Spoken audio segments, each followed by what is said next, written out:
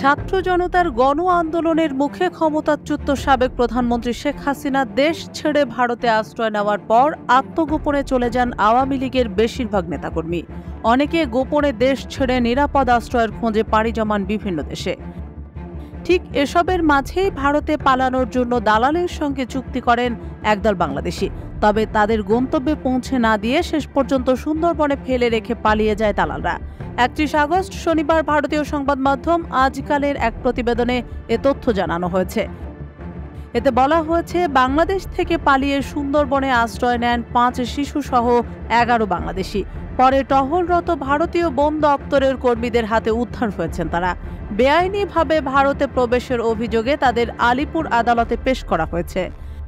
ভারতীয় সংবাদ মাধ্যম জানিয়েছে, বন বিভাগের হাতে আটক হওয়া সবার বাড়ি খুলনা।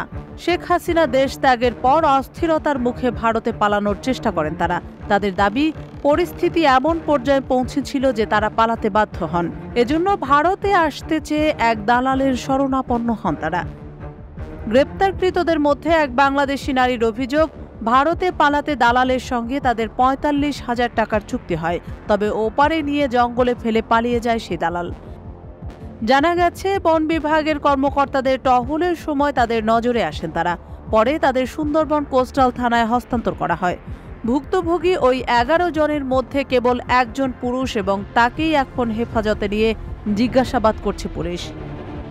উল্লেখ্য যে সপ্তাহখানেক আগে বাংলাদেশ সুপ্রিম কোর্টের সাবেক আলোচিত সমালোচিত বিচারপতি শামসুদ্দিন চৌধুরী মানিককে সিলেটের কানাইঘাট দনা সীমান্ত এলাকা থেকে আটক করে বিজিবি।